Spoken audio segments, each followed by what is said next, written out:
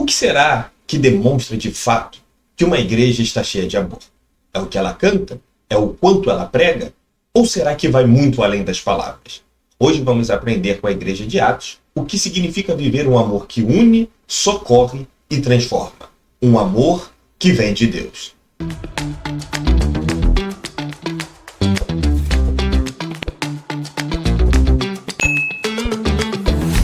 A paz do Senhor. Eu sou Matheus Campos e esse é o nosso quadro Estudo Bíblico.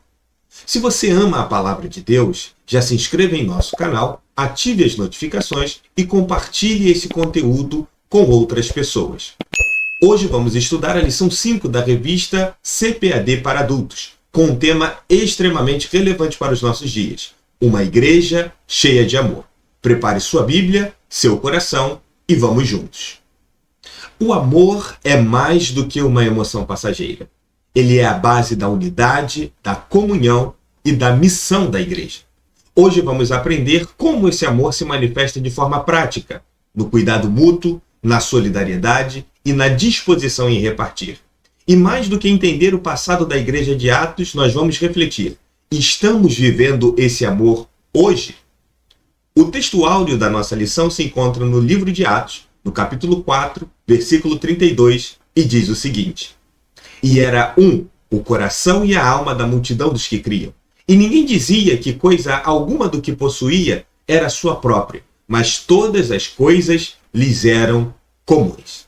A verdade prática vai nos dizer: o amor é o elo que mantém a unidade da igreja local. Sem o amor, não existe relacionamento cristão saudável. Após enfrentarem grande oposição e perseguição por causa da pregação do Evangelho, os cristãos da igreja primitiva se uniram cada vez mais. Em vez de retraírem, eles buscaram em Deus através da oração e foram renovados pelo Espírito Santo, conforme nós vimos na nossa aula passada. O resultado disso foi impressionante. A igreja passou a viver uma comunhão profunda, marcada por grande unidade de coração e de alma. Eles não consideravam os seus bens como exclusivamente seus, mas compartilhavam com generosidade e de forma voluntária. O texto base de Atos 4, 32 a 37 nos mostra que havia uma graça abundante sobre todos, e nenhum deles passava por necessidades, porque aqueles que tinham mais ajudavam aos que tinham menos. Inclusive, Lucas vai nos relatar um exemplo prático de Barnabé, que vendeu um campo e entregou esta oferta aos pés dos apóstolos para ajudar a toda a comunidade cristã. À luz desse texto tão inspirador, o comentarista da revista, o pastor José Gonçalves, nos conduz por 3 aspectos essenciais que mostram como o amor de Deus se manifesta de forma concreta na vida da igreja. São eles: o amor manifestado na comunhão cristã. Em segundo lugar, o amor como manifestação da graça. E em terceiro, a manifestação do amor na solidariedade cristã. Vamos juntos explorar hoje esses 3 pontos e aplicar estas verdades em nossas vidas. No primeiro tópico, o comentarista trabalha o tema do amor manifestado na comunhão cristã. E ele aborda este tema em 3 pontos principais, começando pelo tópico crescimento da igreja cristã. Lucas descreve a comunidade cristã como uma multidão dos que criam, evidenciando o crescimento exponencial da igreja em Jerusalém. A multiplicação numérica trouxe novas necessidades e desafios àquela igreja. A igreja, que começou com 120 pessoas apenas no cenáculo, agora se torna uma grande multidão. Que crescimento maravilhoso! Mas com toda essa gente chegando, chegam também novas responsabilidades, conflitos e novos desafios. Assim como na igreja primitiva, as nossas igrejas hoje também crescem. E isso é uma grande bênção, mas exige de nós grande maturidade emocional e espiritual. Como nós temos lidado com todas essas mudanças? Crescimento exige amor para manter o foco em Cristo e não em preferências pessoais. Em segundo lugar, nós temos os desafios do crescimento. O crescimento trouxe àquela igreja o risco da desunião. Apenas o amor poderia manter aqueles crentes unidos. E Paulo reforça escrevendo aos Colossenses que o amor é o vínculo da perfeição e que também esse amor foi derramado em nossos corações, conforme podemos ler em Romanos 5,5. Uma igreja só continua unida se o amor for maior do que o ego. Onde o amor de Deus reina, o Espírito do Senhor tem liberdade. De forma contrária, onde há o egoísmo, o corpo de Cristo se rompe. Ao pensarmos sobre esse desafio que vem com o crescimento, algumas questões vêm à nossa mente. Temos promovido a união ou alimentado as divisões? As nossas atitudes e palavras têm manifestado o amor de Deus? Que tal pedirmos perdão e buscar a reconciliação com aquele irmão que muitas vezes nós temos evitado? Em terceiro e último lugar neste primeiro tema, nós temos a vida interior. A expressão no texto de Atos 4:32, que diz "era um o coração e a alma", aponta para uma unidade interior dos crentes. O Espírito Santo fortalece a comunhão dessa igreja e capacita para a sua missão, tanto dentro quanto fora. Eles não eram apenas parecidos por fora, eram unidos em propósito. A comunhão verdadeira nasce de corações transformados pelo Espírito Santo e não de simplesmente participarmos dos mesmos eventos ou reuniões. Temos só ido à igreja ou estamos de fato aplicando os nossos corações na obra do Senhor? O nosso pedido a Deus precisa ser para que Ele alinhe a nossa vida ao propósito dele para a sua igreja. No segundo tópico, vamos trabalhar o tema o amor como manifestação da graça. E o comentarista trabalha este tema em 2 pontos. O primeiro, a graça como manifestação do Espírito Santo. A presença do Espírito Santo em uma igreja que testemunha com grande poder, conforme nós lemos em Atos 4:33, se manifesta onde há o amor. O ambiente de comunhão se torna fértil para a atuação dos dons espirituais. Se queremos uma igreja cheia dos dons do Espírito, precisamos começar por uma igreja cheia de amor. O Espírito não age em um ambiente hostil, de brigas, disputas ou orgulho. Você deseja dons espirituais? Ótimo!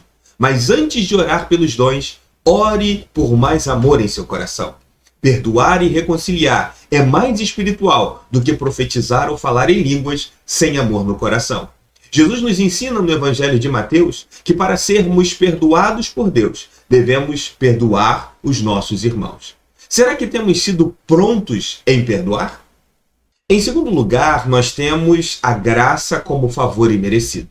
A abundante graça, que nos diz o texto de Atos 4:33, era percebida no espírito de gratidão, serviço e generosidade apresentados naquela igreja.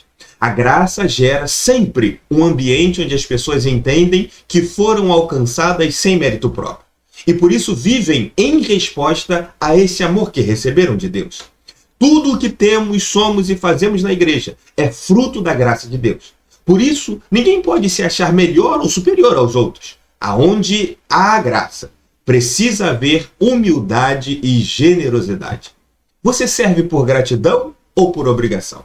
Reconhecer que é tudo graça de Deus muda a maneira como nós participamos, servimos e nos relacionamos com o nosso irmão. Como último tema a ser trabalhado nessa aula, nós temos a manifestação do amor na solidariedade cristã. E abordaremos em primeiro lugar a busca pela equidade.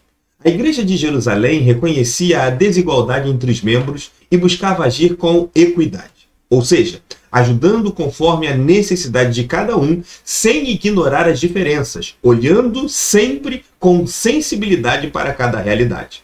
Eles não fingiam que todos estavam bem, estavam sempre atentos e agiam com compaixão, mostrando que o amor verdadeiro não fecha os olhos para a dor e a necessidade do outro. Qual foi a última vez que nos interessamos em saber de alguém que estivesse passando por alguma necessidade em nossa igreja? Que tal perguntar, ouvir e, se possível, ajudar alguém? Em segundo lugar, nós temos propriedade e compartilhamento. Os crentes não perdiam os seus bens, mas os colocavam à disposição. Temos o exemplo de Maria, mãe de João Marcos, que ofereceu a sua casa como o local de reunião da igreja, conforme podemos ler em Atos no capítulo 12. Eles diziam, é meu, mas também é seu, se precisar. Hoje o nosso compartilhamento pode ser uma carona, um almoço, um abraço, uma oração. Você tem compartilhado o que tem com generosidade? Talvez você tenha mais a oferecer do que você imagina. Tempo, atenção, uma refeição ou apenas a disposição em ajudar. Em terceiro lugar, desse nosso último tema, nós falaremos sobre um exemplo de voluntariedade. O texto bíblico destaca que tudo era feito de forma voluntária, não por obrigação ou como um peso, mas por consciência de pertencimento ao corpo de Cristo. Ninguém precisava forçar nada.